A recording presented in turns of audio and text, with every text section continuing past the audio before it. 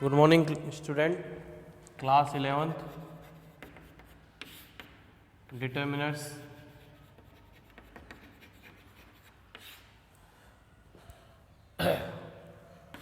जो नेक्स्ट जो पॉइंट है एनी को, इसका जो फर्स्ट रूल है यानी इट का मतलब एनी के लिए it is used in negative sentence. Second, it is used in interrogative sentence.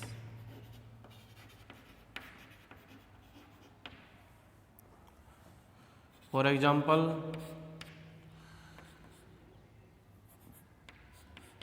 I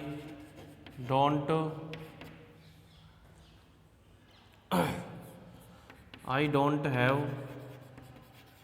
any book.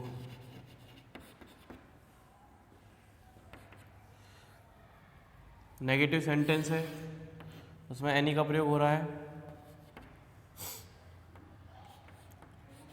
There are not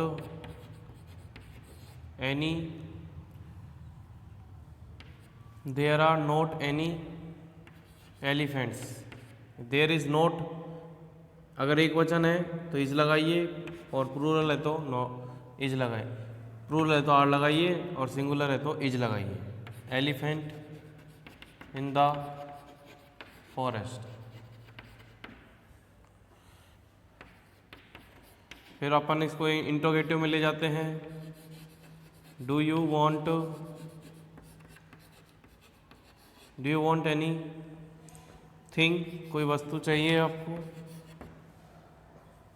second,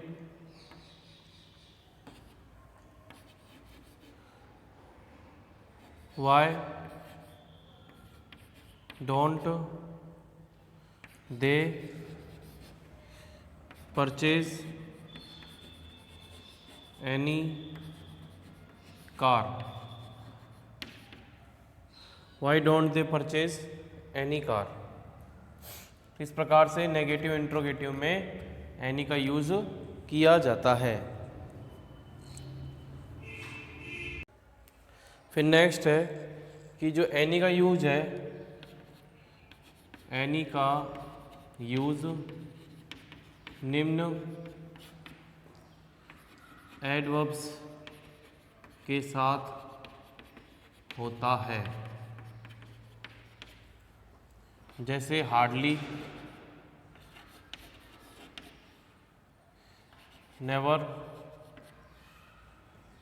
rarely,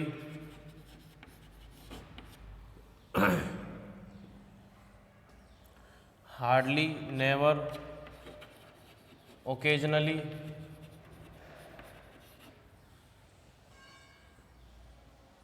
hardly, never, rarely, occasionally, without,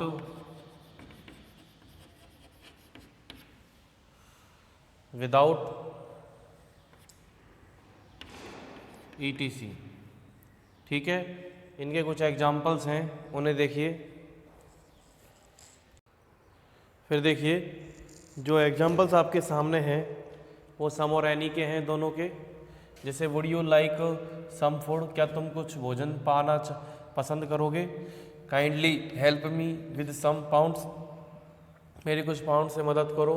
some boy यानी किसी लड़के ने उसे थप्पड़ मारा। Has she received some book, क्या उसने कुछ किताबें प्राप्त करी हैं। अब यहाँ पे देखो, मैंने आपको बताया था कि नेगेटिव इंट्रोगेटिव में हम यूज़ करते हैं एनी का, मगर अगर सिंगुलर है तो आप मोस्टली एनी यूज़ करें, और यदि प्लूरल यूज़ कर रहे हैं तो सम का यूज़ करें। ठीक है, जैसे सही अर्थ आएगा। She has not taken any car, उसने कोई कार नहीं ली। एनीबडी कैन डू इट, अब देखो एनी के साथ आ गया। समथिंग, समबडी भी यूज़ होता है। She has hardly any friend, उसके कोई मित्र नहीं है, उसके मुश्किल से कोई मित्र है। I have never test any coffee, मैंने कोई किसी प्रकार का कोई कॉफ़ी टेस्ट नहीं करी। और she has neither pen nor any paper, ना तो उसके पास कोई पेन है ना ही, तो नॉर के साथ यूज हो रहा है, कोई पेपर है। आई कैन हेल्प यू, मैं तुम्हारी मदद कर सकता हूँ, विदाउट एनी प्रॉब्लम, बिना किसी प्रॉब्लम के।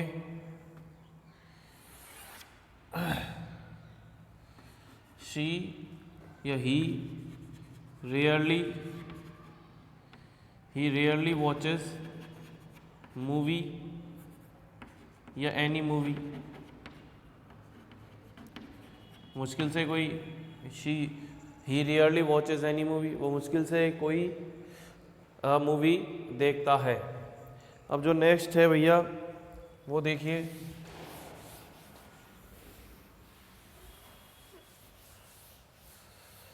जो नेक्स्ट है वो किस प्रकार से है, few, a few and the few. देखो इसका सबसे पहले तो यह है कि यह है प्लूरल नाउन के साथ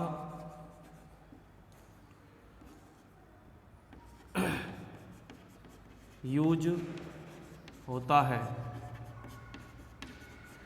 प्लूरल नाउन के साथ यूज होता है। दूसरा काउंटेबल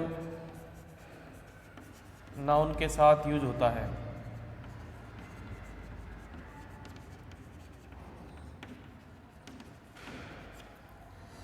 ये दो बातें अब मैं आपको एक साथ भी लिख सकते हैं कि ये प्लूरल काउंटेबल नाउन के साथ उपयोग होता है, लेकिन अलग अलग बहुवचन के साथ होगा, प्लस जो गिनने वाली नाउन है जिनको हम गिन सकते हैं उनके लिए हम ए फ्यू, फा फ्यू और द फ्यू का यूज़ करेंगे। देखिए फ्यू का अर्थ होता है कुछ, फ्यू का मतलब होता है कुछ, ठीक है। तो फ्यू, अब सबसे पहले बात करते हैं केवल फ्यू की। इसका अर्थ होता है ना के बराबर, ना के बराबर, यानी नेगेटिव सेंस के लिए प्रयोग होगा। जैसे Rani did not purchase any provision because she had few rupees, क्योंकि उसके पास कम रुपये थे, यानी जो रुपये गिने नहीं होते हैं उनके लिए गण। अगर यहाँ पर मनी आता तो फ्यू यूज़ नहीं होता। अब आपको नेगेटिव इसलिए कि उसने नहीं खरीदा, क्योंकि ना के बराबर पैसे थे इसलिए नहीं खरीदा। दूसरा he has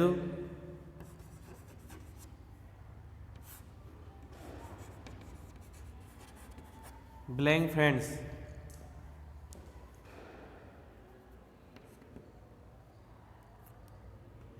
so he does not attend so many parties in a year। अब उसके कुछ ही मित्र हैं, he has few friends, उसके बहुत कम मित्र हैं, इसलिए वह पार्टी अटेंड नहीं करता साल भर की जो बहुत सारी होती है, ठीक है। तो नेगेटिव सेंस होता है फ्यू का। फिर आ जाओ आप ए फ्यू, यानी इसका मतलब भी कुछ, मगर सकारात्मक अर्थ में, सकारात्मक अर्थ में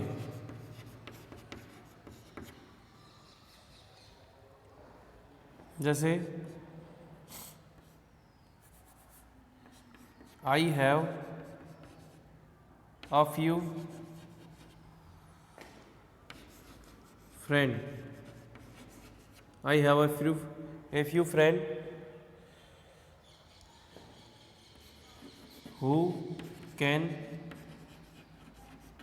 हेल्प यू। ये ए फ्यू जो है वो सम के निकटतम अर्थ बताता है। ए फ्यू जो फ्रेंड है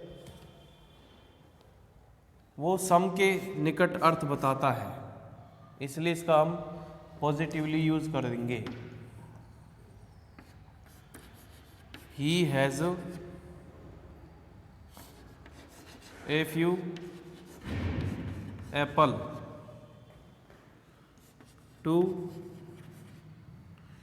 ईट विद हिज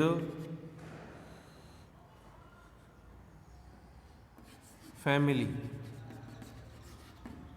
उसके पास थोड़े से एप्पल है खाने के लिए अपने फैमिली के साथ।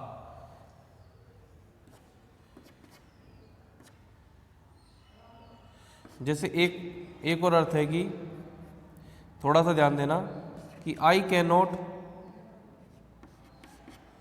परचेज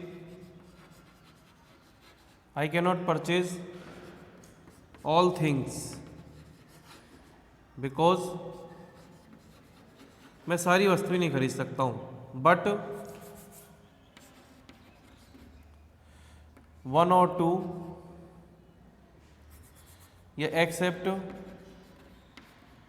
वन और टू एज आई, या फिर विद अ फ्यू पाउंड्स। कि मैं, देखो ध्यान देना, मैं कोई सारी चीज़ तो नहीं खरीद सकता और ऑल तो नहीं खरीद सकते, उसके लिए तो इनफ मनी चाहिए। केवल एक दो को छोड़कर किसके साथ, क्योंकि उसके पास ए फ्यू ही पाउंड्स है। विद ए फ्यू यानी ए फ्यू पाउंड्स है तो वन और टू ही खरीद सकता है, सारी नहीं खरीद सकता। तो टोटली डिपेंड जो है, जो डिपेंड ये है कि वाक्य का अर्थ पहले निकालो अपनी भाषा में, अपनी जो नेटिव लैंग्वेज है, ठीक है, जो मातृभाषा है, मदर टंग है, जैसे भी आप समझते हो, उसमें अपने इन वाक्यों का फिलिंग द ब्लैंक्स भरने से पहले हम आपको प्रैक्टिस करवाएंगे। उसमें आपको सबसे पहले वाक्य का अर्थ निकालना होगा अपनी भाषा में, तब जाके आप डिटर्मिनर फिल कर पाएंगे। फिर नेक्स्ट है आपके, फिर जो नेक्स्ट है द फ्यू। तो द फ्यू को किस प्रकार से पढ़ेंगे? अब द फ्यू का मतलब होता है बचा हुआ जो कुछ भी है या जो कुछ है, बचा हुआ जो कुछ यानी संज्ञा, वो भी काउंटेबल गणनीय प्लूरल। देखिए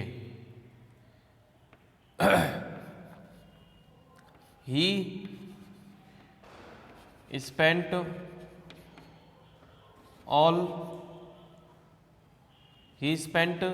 द फ्यू रुपीज। देखो उसने बचे हुए, इसका मतलब यहाँ पर इसका मतलब होगा बचे हुए रुपए, बचे हुए, ध्यान रखना। हिंदी में इसका मतलब द फ्यू का मतलब जो शेष, जितने भी बचे हुए थे थोड़े बहुत।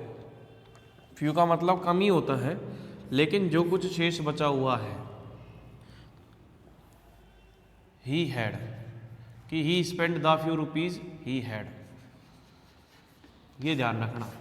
उसके पास जितने थे सब पैसे खर्च कर दिए।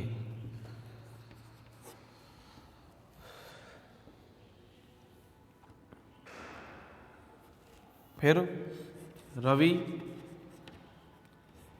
Purchased the few pen, the shopkeeper had,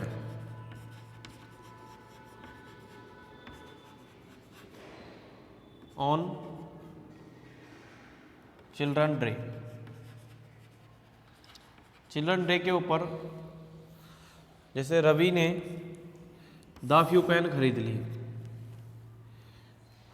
जितना कि शॉपकीपर के पास थे, ठीक है। तो इसका मतलब होता है तो ये एंड का जो भाग है ना, जितने थे, ये जितना है, ही हैड आएगा या तो सभी सब्जेक्ट्स नाउन प्रोनाउन के साथ, या फिर हैज है, ठीक है। तो इस प्रकार से हो गया आपके few, a few, the few. जो नेक्स्ट है वो है आपके ऑल।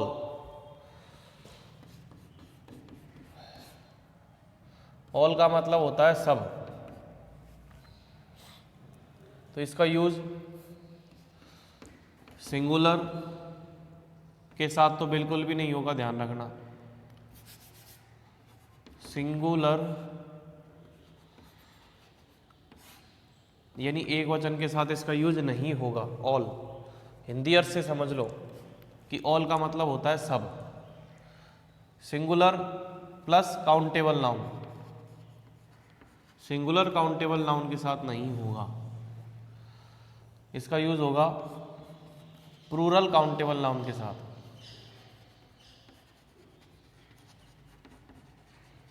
ध्यान रखना, जो संख्या यानी सभी, ऑल सब या सभी। तो all students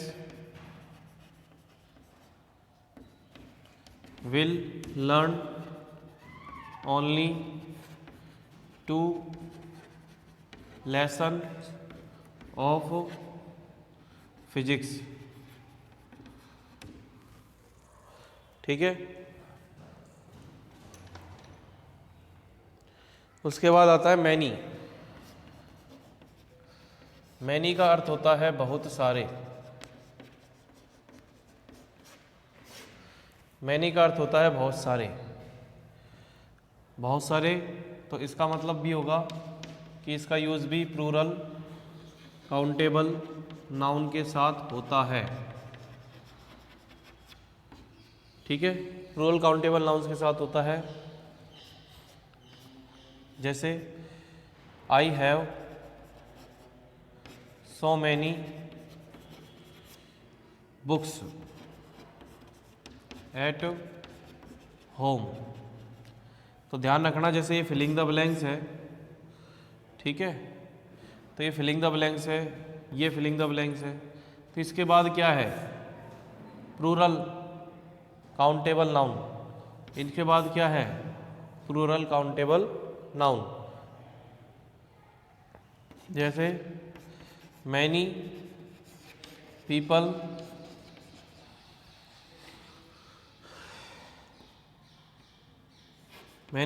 do hard work. बहुत से व्यक्ति, many people do hard work. यहाँ पर तो ये जो नाउन है ये भी प्लूरल की श्रेणी में आता है, वो भी काउंटेबल में। तो फिलिंग द ब्लैंक्स के बाद वाला जो नाउन है उसको आपको बहुत अच्छे से ध्यान रखना है। फिर है हाउ मैनी,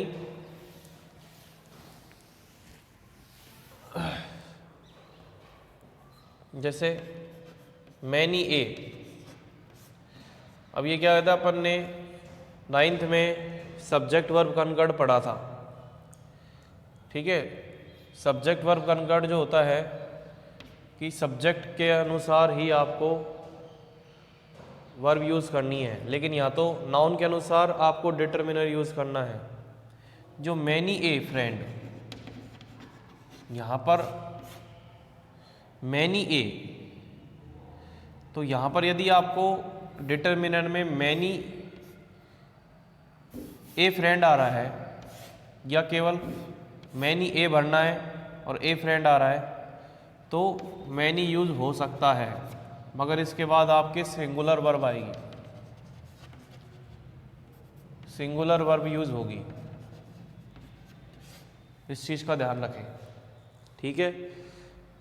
तो मैनी ए प्लस नाउन यानी सिंगुलर नाउन और काउंटेबल भी, काउंटेबल सिंगुलर नाउन है और उससे पहले ए यूज़ हो रहा है तो उससे पहले आपको डिटर्मिनर मैनी यूज़ कर सकते हैं, ठीक है। उसके बाद आता है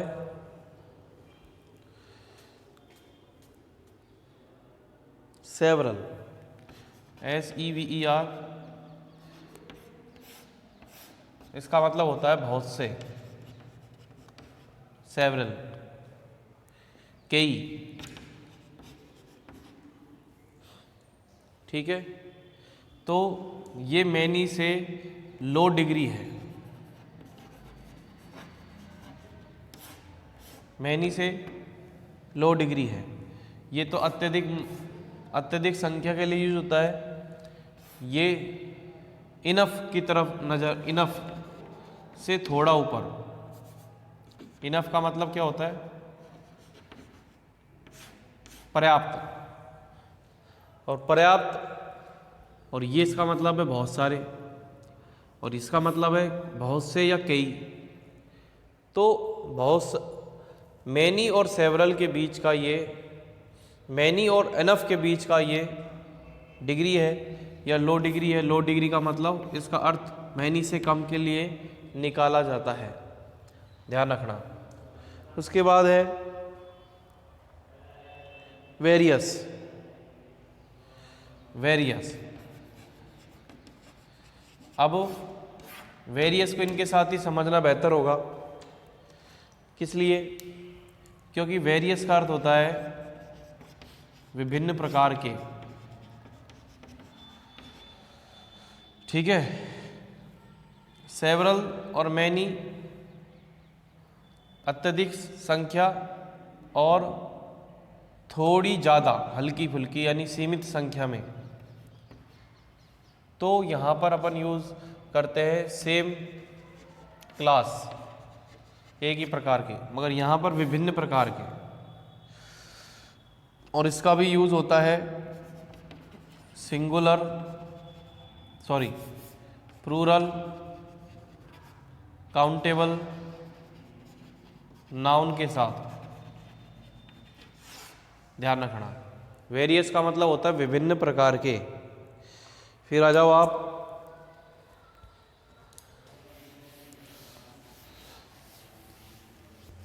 ईच एंड एवरी, ईच और एवरी। तो ईच और एवरी का यूज कैसे होगा? ईच का मतलब भी प्रत्येक और एवरी का मतलब भी प्रत्येक, दोनों का अर्थ प्रत्येक है ये। तो इनका दोनों का यूज हो गया सिंगुलर यानी एक वचन, काउंटेबल यानी गणनीय नाउन के साथ, सिंगुलर काउंटेबल नाउन के साथ। अब ईच का जो यूज है वो होता है जब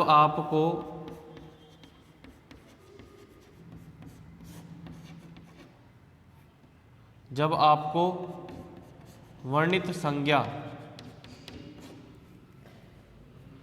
की संख्या पता हो, जब आपको वर्णित संज्ञा की संख्या पता हो तब आप प्रत्येक का प्रयोग यूज करें। जैसे ईच स्टूडेंट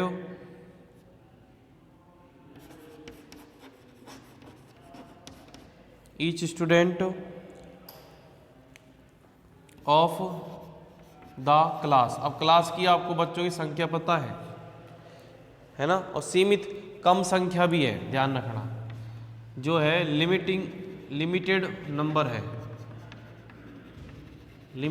है, तो लिमिटेड नंबर होने की वजह से हम ईच का प्रयोग करते हैं। तो each student of the class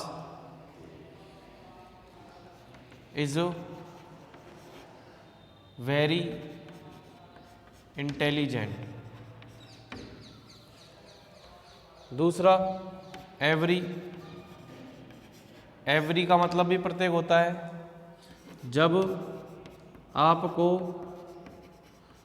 वर्णित यानी जिसका आप वर्णन कर रहे हैं संज्ञा की संख्या ना पता हो तब आप एवरी का यूज़ करें। जैसे और संख्या ज़्यादा भी है, आपको पता भी नहीं है, तो बोलेंगे एवरी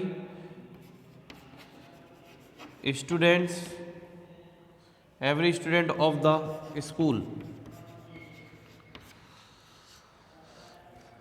तो every student of the school, तो स्कूल में जो संख्या वैसे पता तो होती है, लेकिन संख्या जो है ज़्यादा होती है और रोज़ घटती बढ़ती रहती है ना। तो every student of the school, जो आया है जो नहीं आया है वो सब उसमें इंक्लूड हो जाते हैं।